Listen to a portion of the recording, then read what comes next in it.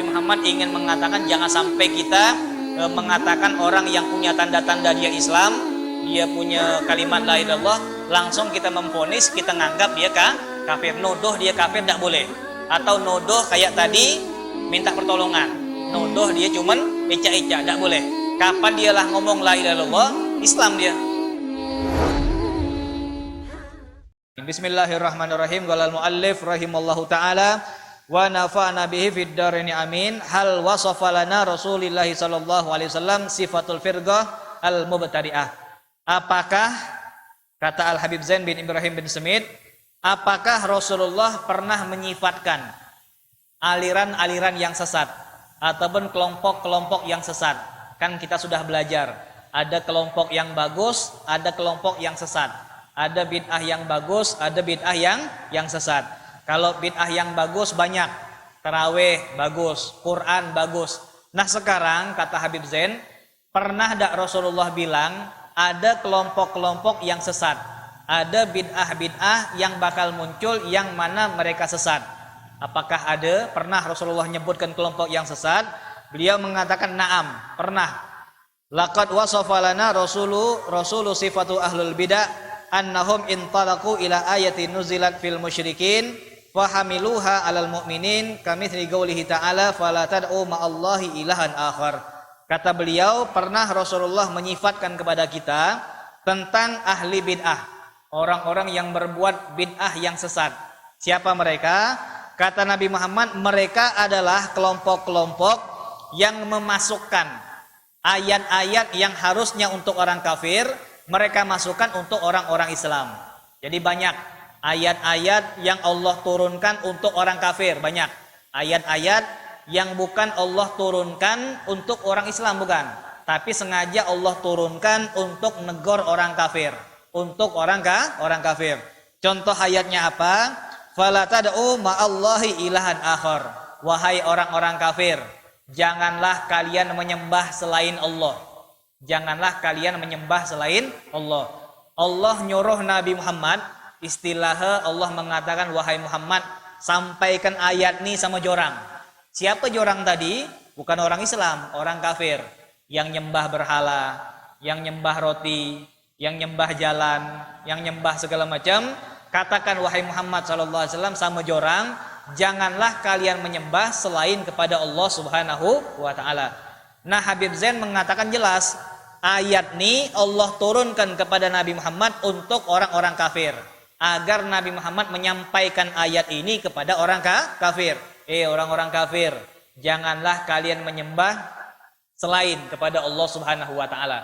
Nabi Muhammad tidak menjelaskan ayat ini dan tidak negor dengan ayat ini dengan sahabat-sahabat, tidak, tetapi jatuhnya kepada orang kafir. Nah, kata Habib Zain, ketika Allah menurunkan ayat untuk orang-orang kafir, ayatnya banyak, bentuknya, tulisannya mirip-mirip. Janganlah kalian menyembah kepada Allah.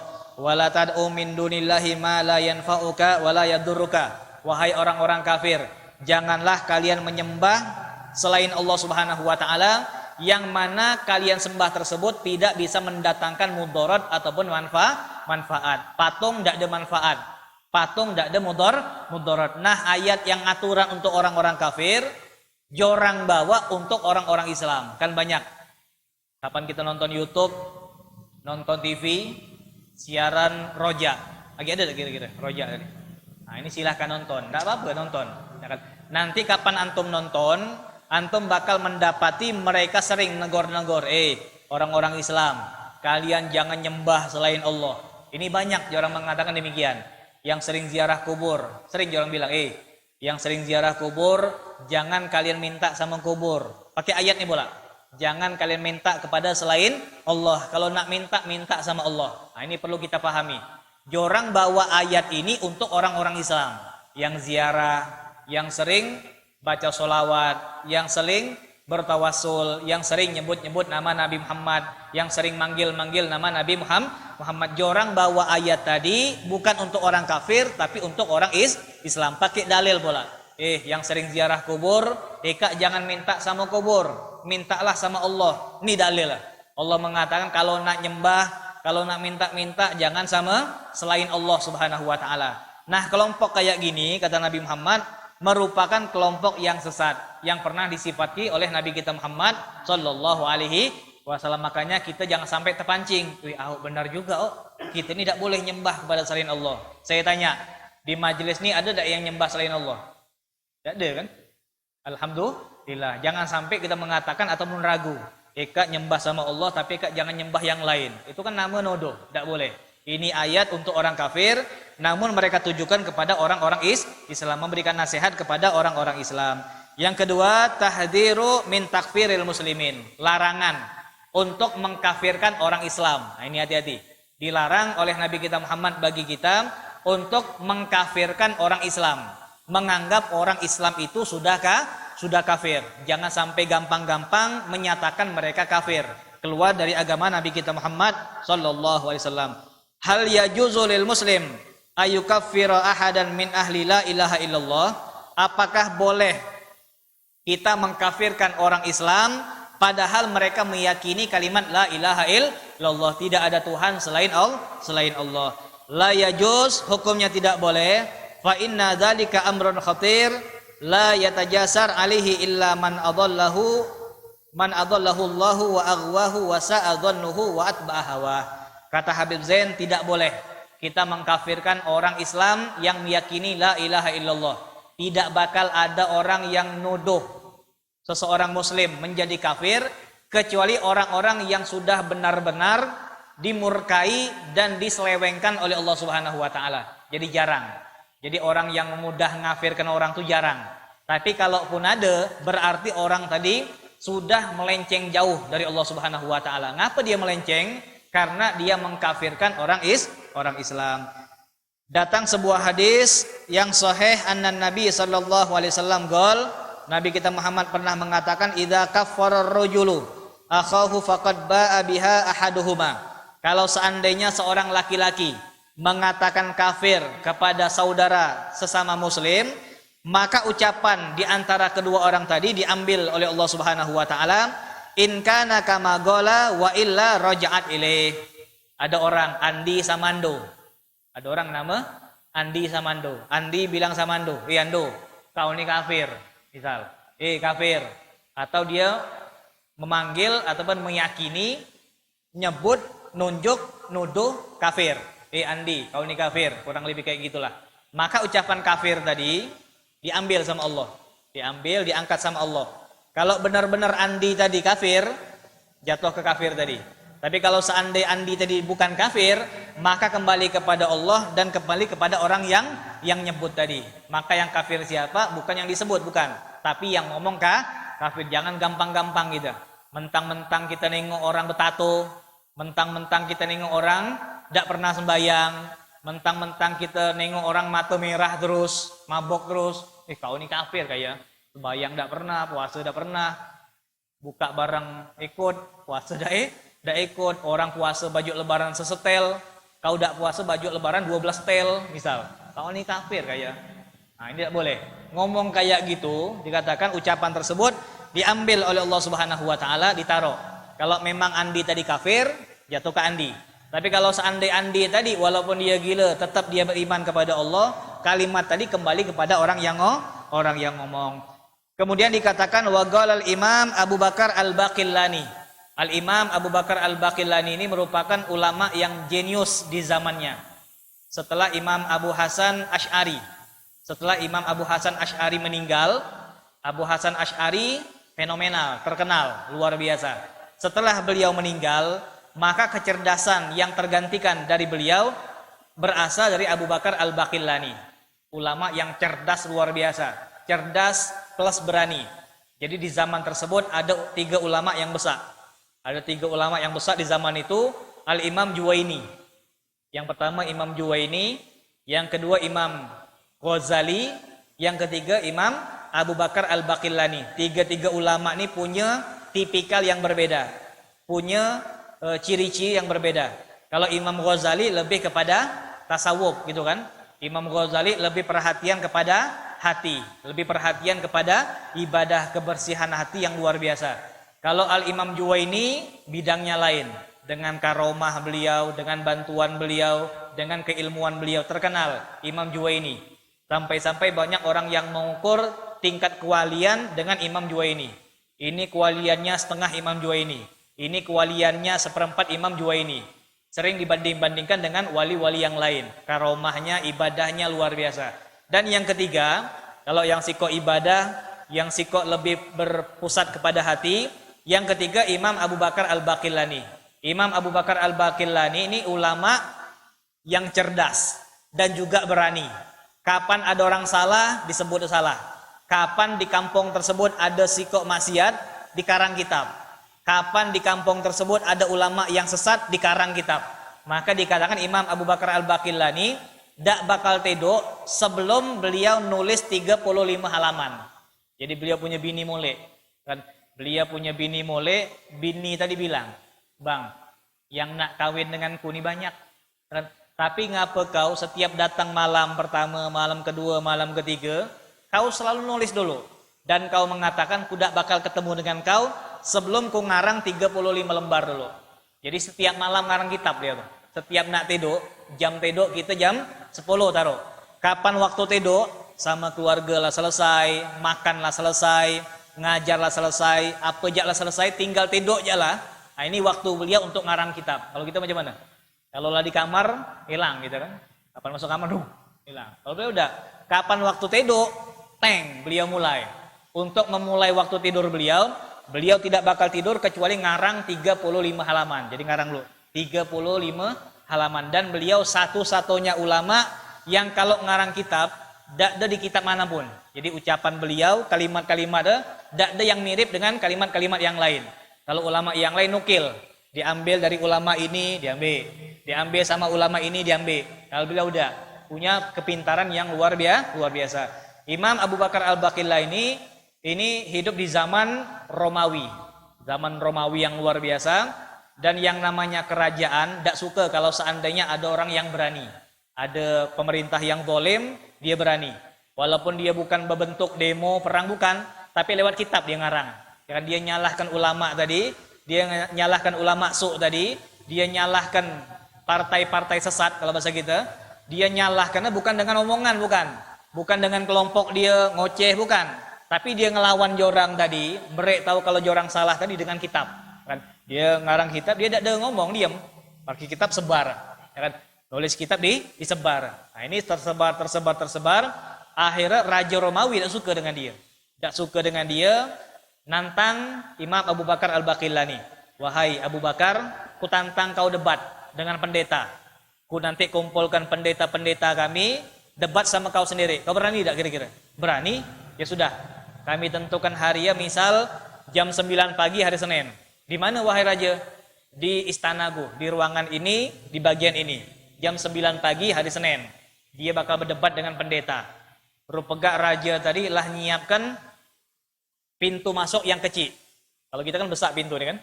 Nah, ini raja tadi sengaja bikin pintu untuk masuk Imam Abu Bakar tadi kecil pintu.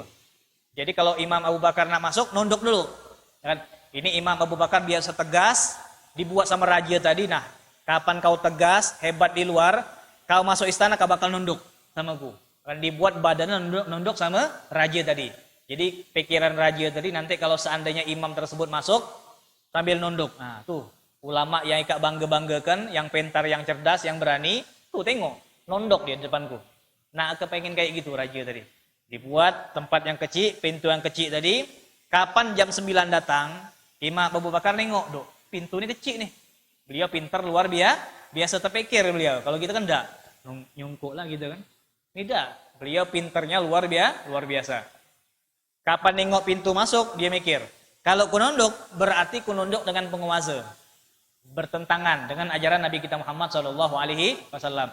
Akhirnya dia rukuk mundur, dia duduk. Masuk mundur. Jadi kapan dia masuk istana tadi, pantat dia diberi ke raja tadi. Nah, ku bukan ngata kau raja, emang kecil tempatnya. Ya kan? Kata orang mentok, ku bukan ngelenggi, bukan. Tapi memang tempatnya kecil. Nah, ini raja dibuat malu. Belum apa-apa, raja lah dibuat lalu lah direndahkan. Niat ngerendahkan ulama, rupegak dia yang kena rendah. Kapan dia masuk, dia lo mau ngomong apalah. Lom ngomong apalah MC lom berdiri, langsung dimulai sama beliau. Beliau yang buka omongan. Kapan beliau nengok pendeta-pendeta Nasrani, lah kumpul, lah siap dengan pertanyaan-pertanyaan tadi, langsung dia sapa. Langsung dikejut. Pendeta-pendeta, apa kabar anak bineka? Pendeta-pendeta, apa kabar anak bineka? Yang nama pendeta zaman dulu, bukan pendeta zaman sekarang. Kalau pendeta zaman dulu, mereka memang tidak ada kawin. Memang jorang tidak ada kawin. Jorang anggap orang yang tidak kawin tadi, yang tidak punya anak suci. Kapan dia bilang, pendeta-pendeta, apa kabar anak bineka? Langsung raja tadi marah. Imam, kau ini jangan masing-masing ngomong. Nanya bini, nanya anak. Jorang ini orang-orang suci, mana kawin? Jorang di depan kau ini orang-orang suci. Mana ada yang kawin, mana yang punya anak. Oh, kata Imam Abu Bakar tadi, berarti kalau yang tidak kawin itu suci. Berarti Tuhan Eka punya anak tidak suci. Diam raja tadi. Langsung disemprot lagi sama raja tadi. Wahai Imam Abu Bakar, apa pendapat kau dengan berita perzinahan Sayyidah Aisyah? Kan ada peristiwa Siffin kan? Sayyidah Aisyah, dulu kita ceritakan di masjid kalau tidak salah. Sayyidah Aisyah pernah kehilangan kalung. Lalu turunlah ayat tayamum. Nah, Sayyidah Aisyah di tempat yang sama pernah kehilangan 2 kalung. Yang pertama kehilangan kalung, turun ayat tayamum. Di saat itu, waktu orang berhenti, Nabi Muhammad ditantang sama Sayyidah Aisyah. Kata Sayyidah Aisyah, ya Rasulullah, yuk kita lomba lari sampai menang. Yuk kita lomba lari. Kapan lomba lari di tempat itu, Sayyidah Aisyah yang menangkan, beliau ramping. Ringan. Jadi kapan berlari kalah Nabi kita Muhammad SAW. Kedua kali di tempat yang sama, hilang juga kalung. Di tempat yang sama juga, Nabi kita Muhammad mengatakan, Aisyah, kau ingat tak tempat nih? Ingat, ku pernah ngalahkan kau lomba lari. Nah, kata Nabi Muhammad, kita coba lagi lomba lari. Siapa yang menang? Ya kan? Di orang lomba lari, kebetulan yang kedua nih Sayyidah Aisyah lah gemuk kan, memang gitu kan orang kawin kan. Kapan kita bertunang dengan dia, boleh lah. Kayak bini saya. Saya ingat benar kapan saya kawin, bini saya itu berat 38.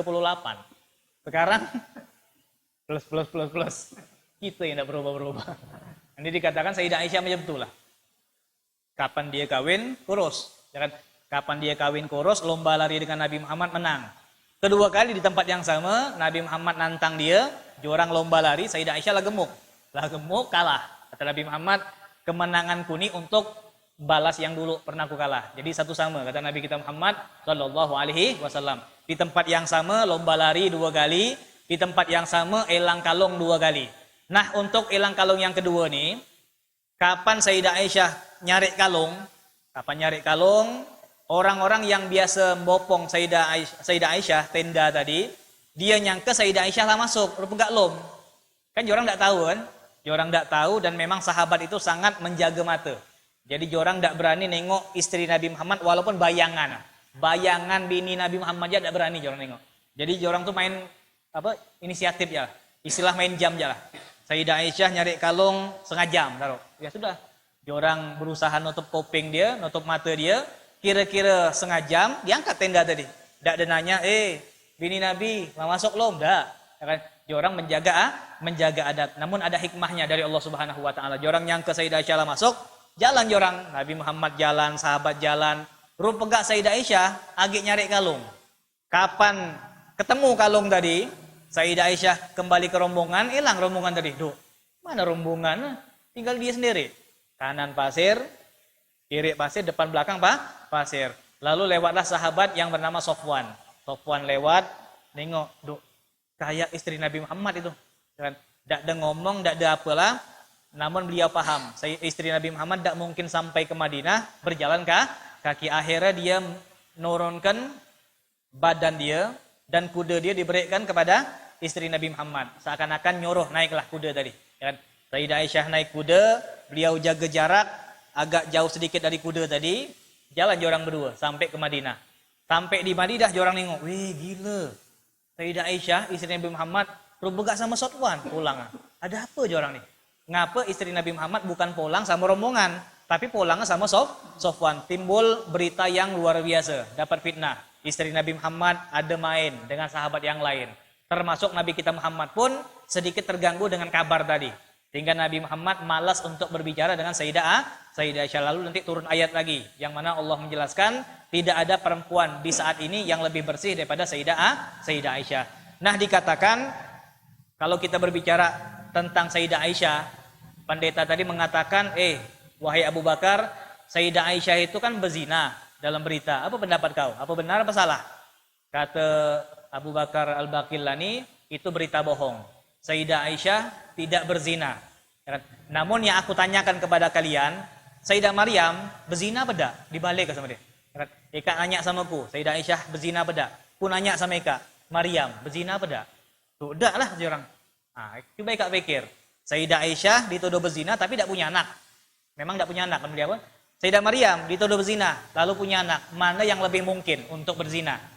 Kata Imam Abu Bakar Al-Baqillani, bukan Abu Bakar Al-Baqillani nyodorkan Sayyidah Maryam, bukan, namun untuk matahkan ucapan pendeta. Kalau kita cerita tentang Abu Bakar Al-Baqillani ini panjangnya luar biasa. Nah, ini Al-Imam Abu Bakar Al-Baqillani mengatakan, jadi ngelarat gitu. Kesedapan cerita. Beliau mengatakan, inna idkhala alfa kafir fil Islam bisyubhatil Islam wahidah ahwan min takfiril muslim wahidun bi alfi syubhati kufrin. Memasukkan ataupun menganggap Islam orang kafir yang jumlahnya 1000 itu lebih ringan daripada mengkafirkan satu orang Islam dengan 1000 alasan. Maksudnya macam nih. Kalau seandainya ada orang kafir, kita pelan-pelan. Kalau seandainya ada orang kafir, nah ini kafir nih.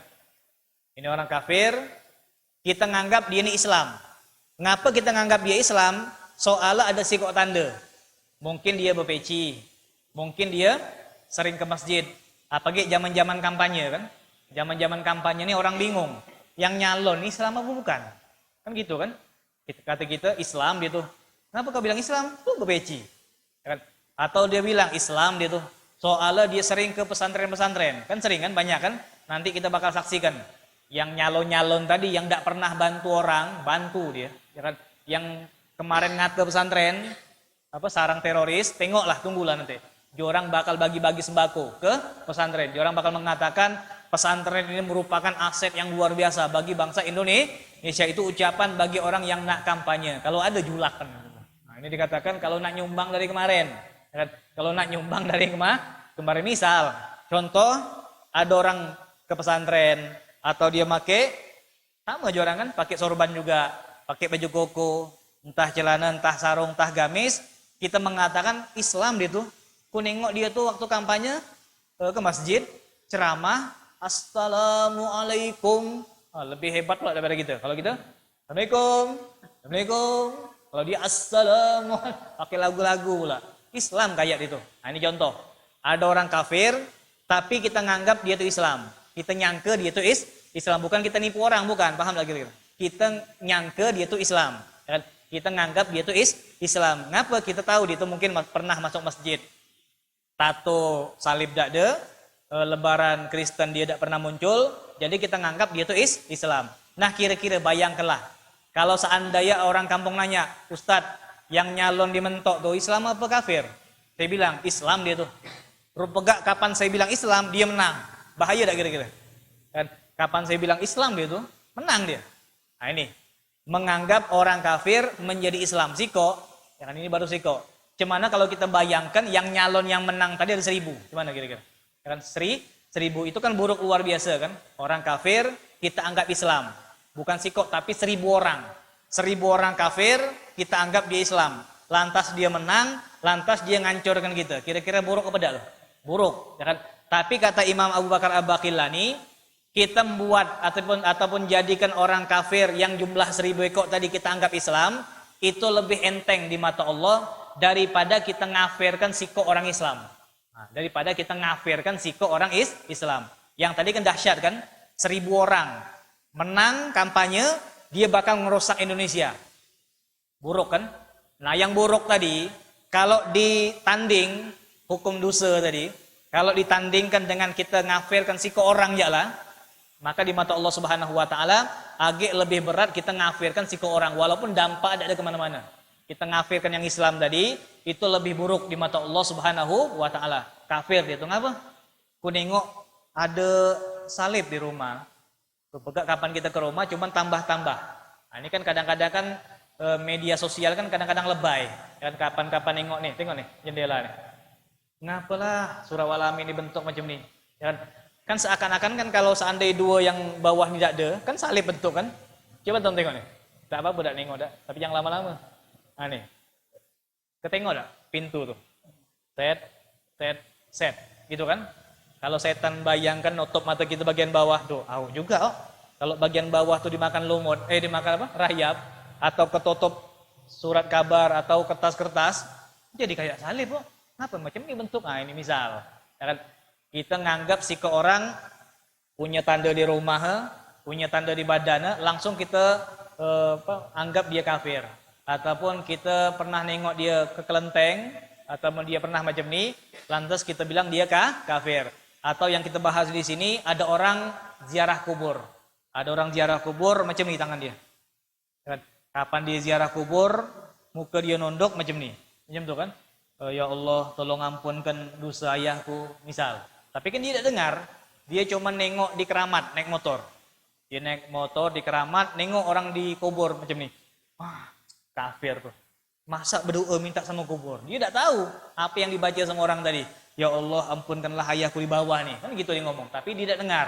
Dia cuma nengok kita. Naik motor, ada orang macam ni, ngadap kubur. Langsung dibilang, tuh syirik tuh.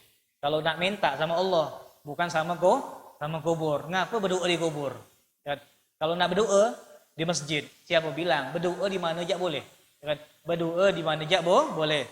Ngadap ke kubur boleh tak kira-kira? Boleh. Membelakangi kubur boleh. Jangankan ngadap kubur. Kalau sembahyang di sore ini kunut apa dah nih? Kunut kan?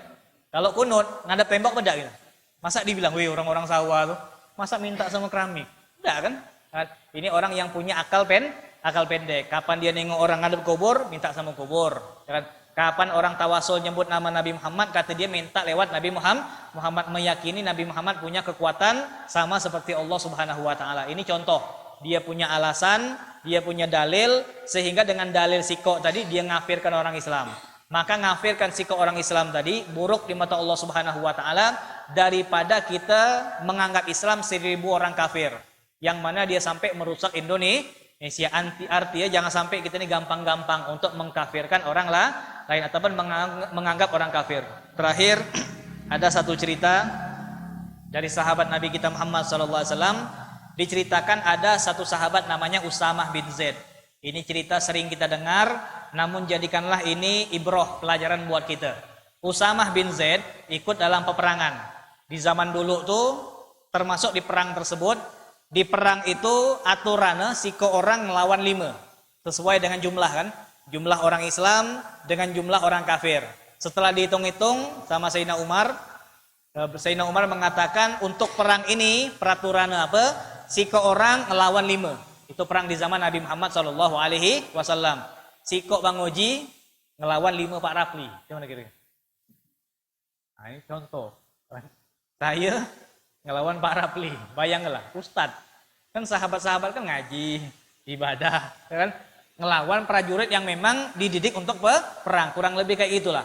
Orang yang biasa ngaji, yang biasa nyatat hadis sama Nabi Muhammad, ikut perang. Orang yang macam nih ngelawan 5 prajurit yang memang disiapkan untuk perang. Itulah bayangannya. Siko orang wajib ngelawan 5 prajurit. Ya kan? Namun Usamah bin Zaid bukanlah orang yang takut. Kapan dia nengok prajurit yang besar-besar tadi, yang lengkap dengan besi, sedangkan dia ala kadar, dia tidak takut. Dia tidak takut, dia mati-matian. 5 orang tadi dilawan. Siko tawak mati. 2 mati, 3 mati, 4 mati. Sampai yang terakhir. Yang terakhir tadi kapan dia bente, kata orang mentok, tek di bente jatuh, tinggal dia macam ni mati.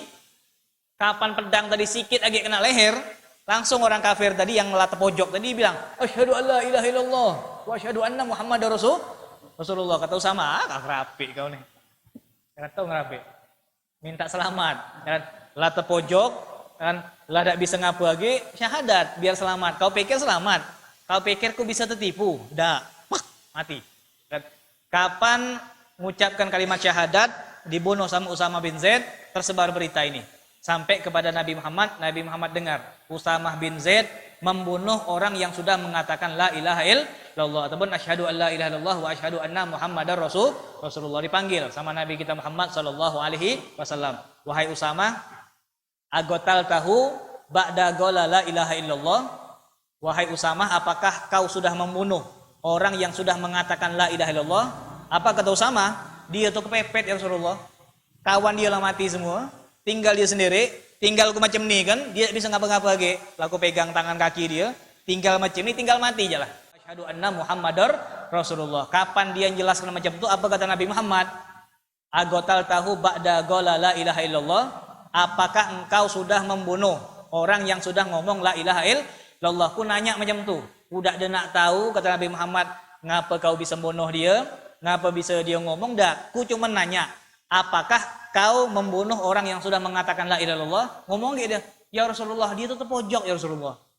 Dia kepengen nyelamatkan nyawa dia. Ngomong gitu sampai 3 kali Nabi Muhammad, apakah engkau benar sudah membunuh orang yang sudah mengatakan la ilaha illallah? Sampai 5 kali. Ya kan? Dengan wajah merah Nabi kita Muhammad sallallahu alaihi wasallam. Setelah Nabi Muhammad ngomong 5 kali baru sadar, ya Allah, memang perbuatanku ini salah ternyata. Ya kan? Baru sadar dan dia pun minta maaf kepada Nabi kita Muhammad sallallahu alaihi wasallam. Apa yang terjadi? Dikatakan 3 hari 3 malam Rasulullah selalu membuang muka dari Usamah bin Zaid tadi. Ya kan? Dan yang nama sahabat kapan dicuekin sama Rasulullah rasa nak bunuh diri. Sampai-sampai dia mengatakan, aku lebih mengharap mungkin aku ini belum pernah dilahirkan ke muka buminya Allah Subhanahu wa taala. Ketika aku biarkan dicuekin sama Nabi kita Muhammad sallallahu alaihi wasallam 3 hari 3 malam.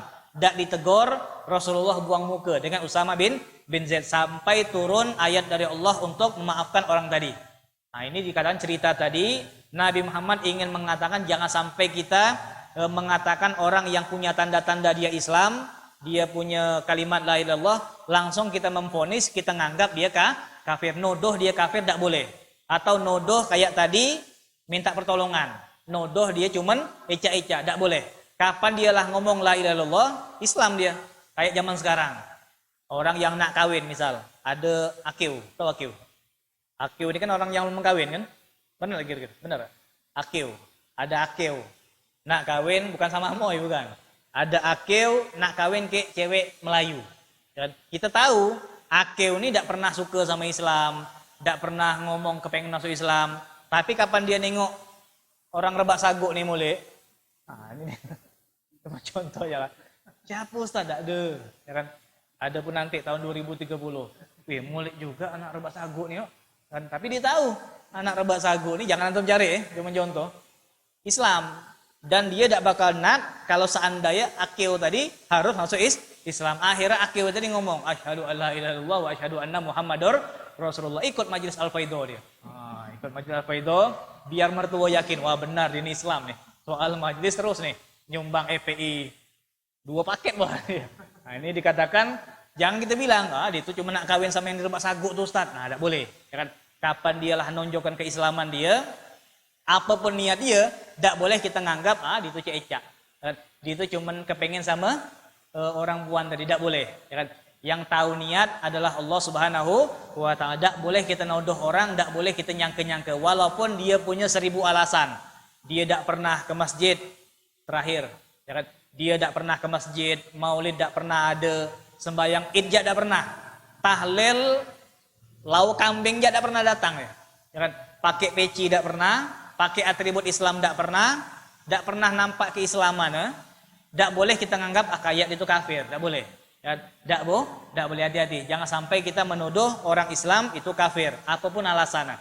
Termasuk masalah bid'ah tadi ataupun yang syirik tadi. Ini kalimat yang berat. Ika tak boleh macam ni. Kalau macam ni nanti syirik. Nah, ini jangan gampang-gampang untuk mengkafirkan ataupun mengatakan orang tersebut syirik, keluar dari agama Nabi kita Muhammad sallallahu alaihi wasallam. Mudah-mudahan kita bakal diberikan rasa husnuzon yang banyak oleh Allah Subhanahu wa taala sehingga kita pun bisa berbaik sangka insyaallah. Ini kalau kita ngelihat tanda-tanda banyak. Kalau Syiah tanda-tanda yang pertama, kalau tanda-tanda yang pertama, diorang tuh sangat hebat dalam memuji habaib. Jadi kalau seandainya habaib itu bagus, dan sering kita puji. Tapi kalau jorang lebih hebat pujian. Jadi kalau seandainya ada orang yang terlalu luar biasa muji habaib, hati-hati gitu. Ngapa? Biasa yang keterlaluan tadi, biasa ada niat, ayo kita cinta dengan habaib. Kan wajar, tapi kalau lah ulang, ini harus kita curiga. Yang pertama, mereka bakal menyelamatkan mereka sendiri, ataupun kepengen diangkat sama orang, minta dibilang bagus, bagus luar biasa, dia bakal yang pertama muji-muji habaib luar biasa. Muji berbeda dengan kita. Kalau kayak MC di mentok ini aman. Tapi kalau di luar sana, kapan muji habaib itu kencingnya suci. Itu kata orang. Di mentok ada gitu? Tidak ada kan? Nah, kalau mereka luar biasa. Habaib itu kencingnya suci, maaf buang airnya suci, pasti masuk surga. Nah, itu maksud saya berlebihan tadi kayak gitu. Pasti surga, kencingnya suci, ataupun kotorannya suci, terlalu berlebihan. Tapi kalau di mentok ini insya Allah masih aman. Yang pertama, masalah habaib mereka sudah kelewat batas. Yang kedua, ciri-ciri mereka suka dengan pakaian hitam. Jangan suka dengan pakaian hitam. Hitam bukan kemudian hitam pula. Ini tidak ada dendam tersembunyi dah. Kalau kita kan jarang-jarang kan, nanti merah, nanti hitam, nanti biru. Tapi kalau jorang suka hitam dulu lah. Ya kan? Memang jorang lebih condong kepada hitam untuk laki-laki. Mereka termasuk atribut mereka, ya kan? Menggunakan yang warna hitam. Mereka salah paham dengan hadis Nabi Muhammad, alaikum bisawadil a'dham. Hendaklah kalian bisawadil a'dham, mereka artikan dengan imamah warna hitam. Jadi kalau antum melihat yang pertama, habaib mereka puji terlalu berlebihan sampai mengatakan yang najis itu suci. Kemudian pakaiannya berbeda dengan kita, imamahnya berbeda dengan kita. Karena pakaian juga berbeda dengan kita. Kalau jubah gampang zaman sekarang. Kalau Syiah itu jubah agak lebar gitu kan. Jubahnya lebih lebar, imamahnya lebih bulat, lebih besar. Jadi kalau antum lihat gampang sekali. Orang Syiah, buka aja lah. Ya kan? Pakaian orang berbeda, baju berbeda, imamahnya juga berbeda. Cara ibadahnya pun juga berbeda. Tapi kalau seandainya dimentok nih, kemungkinan belum ada. Dan jadi tidak bisa kita contohkan. Kita loncat kepada Wahabi tadi. Nah kalau Wahabi jelas dia mengkafirkan orang-orang yang berziarah, nodoh orang yang berziarah minta sama ahli kubur, bukan kepada Nabi kita Muhammad, bukan kepada Allah Subhanahu wa taala. Kemudian yang paling banyak mereka mengatakan ajaran-ajaran yang tidak ada di zaman Nabi Muhammad itu sesat. Tahlil tidak ada zaman Nabi. Bukan tidak suka bukan, tapi orang nolak. Ya kan? Tahlil tidak diajarkan itu salah, maulid tidak ada itu salah, ziarah Nabi Muhammad itu tidak ada itu salah. Nah, itu ucapan. Dari segi pakaian, mungkin kita bakal melihat ciri-ciri mereka sepanas setengah tiang. Kan itu ciri-ciri mereka. Kan sepanas setengah tiang. Sepan setengah tiang tidak ada yang salah sebenarnya. Tapi yang salah jorang meyakini ini pakaian Nabi. Nah, itu yang salah. Kan jorang nak pakai sepan setengah tiang, urusan jorang. Bendera aja ada yang setengah kan. Kapan ada G30 SPKI kan. Jadi jorang nak kapan jorang nak pakai sepan setengah tiang tidak apa-apa. Tapi yang salah tadi jorang mengatakan ini pakaian Nabi. Dan jorang kadang-kadang mengatakan yang pakai sarung tadi mana hadisnya? Nah ini dikatakan mereka lebih sering pakai celana setengah dibandingkan dengan pakai sarung. Jadi kalau seandainya antum melihat orang ini tidak pernah berkain, kapan bersepan modelnya setengah itulah, kapan pakai baju panjang itulah, kan kayak pakaian Pakistan, ataupun yang punya jenggot dipanjang. Nah dia 3 lembar setengah dipanjang benar, kan? Dia manjangkan tadi sambil mengatakan ini jenggot tidak boleh dipotong. Nah, sambil mengatakan demikian. Jadi kalau antum nengok jenggot panjang, wah ini Wahabi. Dah, nengok dulu. Cuma ada bentuk. Biasa aja orang tuh ada plus-plus. Jenggot panjang, jenggot panjang, tidak ada rapi. Kalau kita kan rapi kan, yang miring, cukur. Kayak saya nih. Ada bagian yang lebih panjang dipotong. Nanti minggu depan sini lagi panjang, potong lagi. Jadi kelihatan bagus. Tapi kalau jorang nak tugak-tuging atau orang mentok, tidak peduli. Yang penting tidak boleh motong. Itu ciri-ciri. Kemudian ada juga tanda di sini. Dan kening jorang hitam. Hitam. Jorang mengatakan ini tanda-tanda orang-orang yang banyak sujud. Dan memang di antara mereka ada yang salah dalam segi gerakan. Kapan jorang sujud, nekan. Kan? Nekannya beda dengan kita. Kalau kita kan nekan. Tapi kalau jorang, berat kan. Istilahnya berdiri di atas kening bisa jorang. Nah, ganti kaki. Ya kan? Jadi kapan-kapan jorang baru taubat seminggu, baru taubat sebulan, lah hitam. Itu kan banyak kan. Dia kemarin preman. Nah, ini panjang cerita nih. Nanti kita sambung minggu depan lah. Ini tanda-tanda. Celana tadi, ataupun pakaian tadi, ataupun etam tadi, ataupun dari segi ucapan-ucapan. Mereka bakal benci dengan maulid, bakal benci dengan tahlil, bakal benci dengan yang lain. Ini sedikit gambaran saja. Namun mudah-mudahan yang berpenampilan seperti ini, mudah-mudahan cuma nyontoh baju aja lah. Namun insya Allah keyakinannya sama dengan kita insya Allah. Amin ya rabbal alamin.